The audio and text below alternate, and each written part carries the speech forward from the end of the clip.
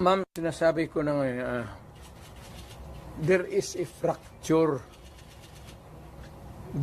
There's a fracture now in the governance of Marcos. It cannot be remedied. There is no relief in sight.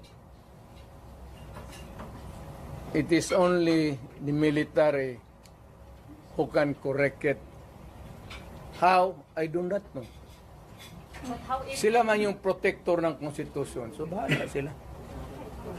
what if the military will not do something, sir? Di palakpakin, let us applaud the military. We applaud the military for doing nothing. Do you think, Mayor, takot sila?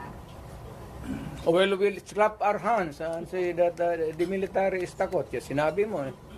Hindi po ba sila nabusalan? Hindi ko sinabi yan. Ikaw ang nagsabi.